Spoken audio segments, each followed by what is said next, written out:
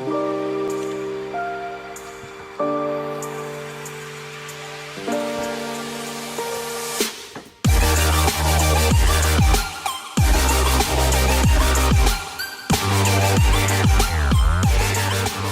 hello, hi, how's it going?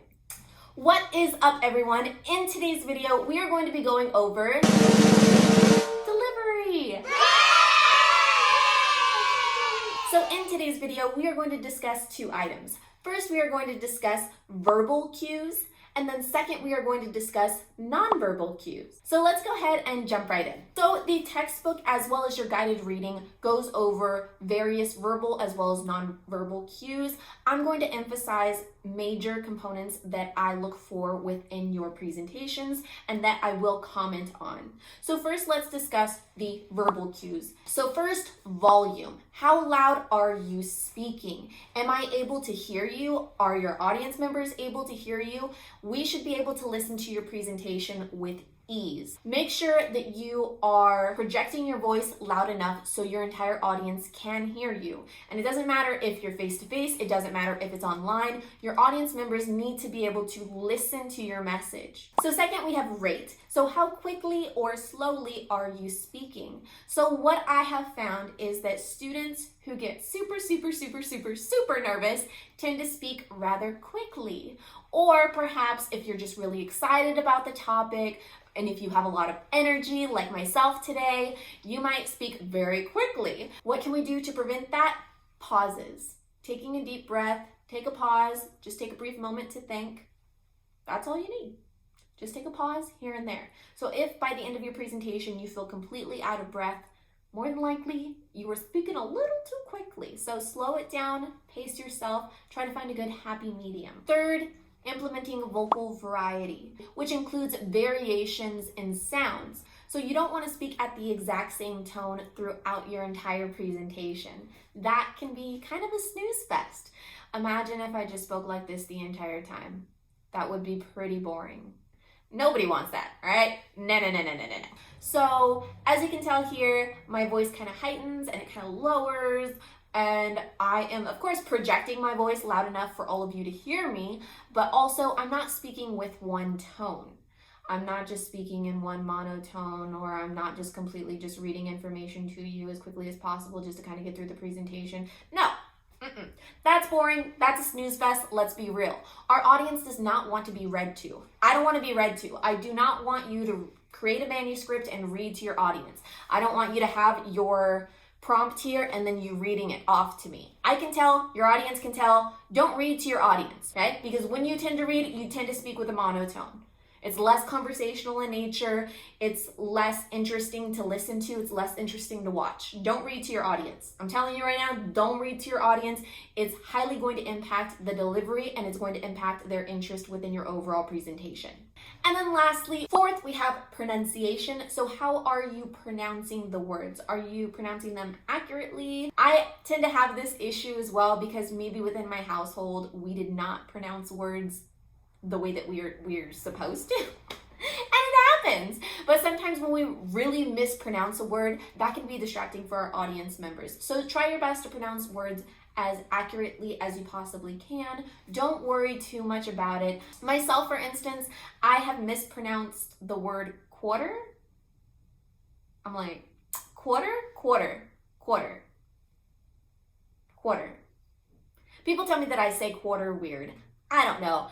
I guess I pronounce it strange. Quarter. They say that I add like too much of a W or water, but quarter, that's just how I've always said quarter. My mother, for instance, she mispronounces Italian. She says Italian. She just kind of comes up with her own lingo, and so my sister started writing down all of the words that she mispronounces. So just try your best to pronounce words as accurately as you possibly can. I'm not going to be too critical of this, but just try your best to pronounce words as accurately as possible because it can be distracting for your audience members. So now that we have discussed some verbal cues, let's go ahead and jump into some nonverbal cues that we look for when giving presentations. First and foremost, we have facial expressions. As you can tell, I'm a pretty animated person. I do a lot of facial expressions, and that's something that we do have to be mindful of during presentations. Whether you are alone or with other individuals who are presenting information, you want to make sure that your facial expressions go with what you are saying. They go hand in hand with one another. For instance, if I am entirely the whole time giving this presentation looking like this, so today we are going to be talking about delivery, we are going to be discussing verbal cues, right? This says a lot. And this is a little bit different. It sends off a different message. It sends off a little bit more of a friendly tone, a friendly demeanor. And that's something that I went through and I emphasized within some of your first presentations.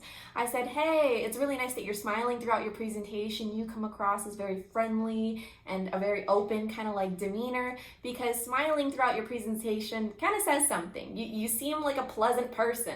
But if you're not smiling the whole time and you kind of just look like this, that again can say something to your audience. Of course, it's up for interpretation, but there are different ways that we can manage these verbal and nonverbal cues to really get our message across and emphasize what we are saying in a way that we really want to relay to our audience members. So we have our facial expressions.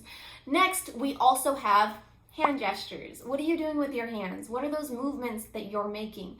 Is it too much? Are you just constantly moving your hands? I know that's something that I probably need to work on a bit. I like to move my hands a lot. I like to move around quite a bit, actually. If you all saw me within a classroom environment, I move. I like to walk around. I like to talk to people. I like to move around quite a bit. So what are you doing with your hands? That's very important. Are you touching your phone? Are you touching your hair? We want to get rid of as many distractants as possible. We want to be able to focus on you as the presenter, not on your hair, not on what you're doing with your hands. Sometimes if we have too many things in our hands, we're not able to emphasize main points, or our hands just look like a mess, and so that's distracting for our audience members. So what are you doing with your hands? Do you have a clicker in your hand? Do you have an item in your hand? Are you showing your audience the item? What are you doing with your hands, and how are you emphasizing your main points? So now that we've discussed facial expressions, hand gestures, next I want to talk about movements. And so when I'm talking about movements, I'm talking about like walking around. Are you walking around? Remember, I should be able to fully see you from the head to the bottom of your toes. You know what? Actually, let's talk to past Cecilia real quick. Yes? Hello, everyone. When I say fully visible, this is not what I mean. This is not what I mean either. No. I mean the top of your head,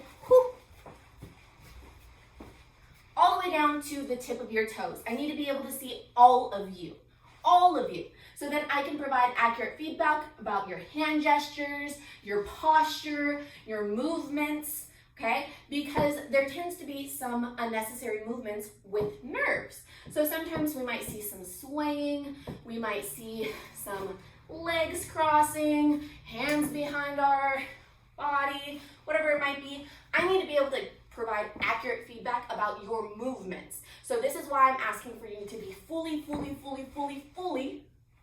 visible. Also, important to project your voice. Thanks, Cecilia, for all of that wonderful information that we needed. So I need to be able to see the top of your head all the way down to the tip toes of your feet, okay? I need to be able to see all of you. What type of movements are you making? It's also very important that I see your posture. So are you leaning on something?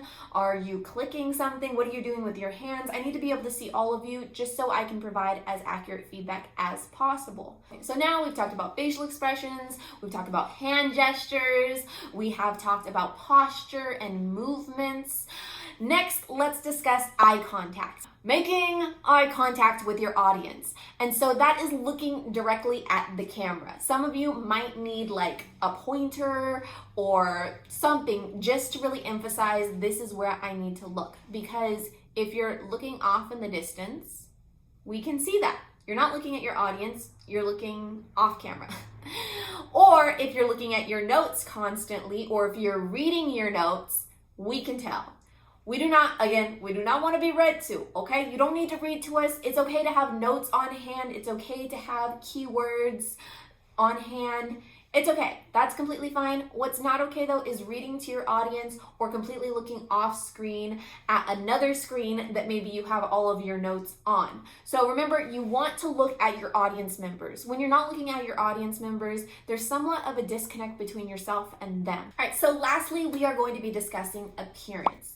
So I get the question a lot, Cecilia, do I need to dress up for my presentations? And the direct answer to that is no. I would encourage you to wear whatever you feel most comfortable in, but also something that is appropriate for a classroom dynamic. So you need to be clearly fully clothed, just because if you're wearing something that is really out there or something that's not appropriate, your audience will tell, they will notice, and again, it's going to be more distracting than anything. We want to be able to focus on you as the presenter, not on what you're wearing, not on your movements, if they're frequent, if you're constantly touching your hair, if you're constantly touching your glasses. Eliminate as many distractants as possible. So these are a couple of side notes, okay? These are just a couple of side notes that I've noticed for the first presentation. One, videos should not be edited at all moving forward. There should be a beginning and an end, and there should not be any jump cuts. There shouldn't be any like music in the background because that can be distracting. I need to be able to see you from your head to your toes, as we previously mentioned. All of you, what's great is that you can do it multiple times. You don't just have to do it one time and that be it. You can watch your video and be like, hey, I need to change this about my presentation and redo it. That's a huge difference between online and in person. You have the opportunity to redo it, but I do need to see top of your head down to the tip of your toes, no editing at all. From start to finish, it should just be you, no color iterations, it should just be you. I would encourage you to use natural lighting if that works best for you. I just go through and I take as many lights as I do have in my household. I put them all into one room so that if I want to record during the evening hours, I can. So using natural light, using lamps within your household. So let's go ahead and quickly recap. So in today's video, we talked about both verbal and nonverbal cues. When we talked about verbal cues, we talked about volume, we talked about pausing, we talked about rate, articulating your words, pronouncing your words. Additionally, we talked about nonverbal cues such as hand gestures, movements, eye contact, posture. We talked about appearance. We talked about quite a bit. And then we also had like a bit of a side note of like head to toe, right? I need to be able to see all of you. We talked about lighting, and we talked about quite a bit in this video. But if you do have any questions, comments, or concerns about delivery or what I'm looking for in regards to your presentations, please do not hesitate to reach out, and I will see you all in the next video. Oh, my hair looks crazy.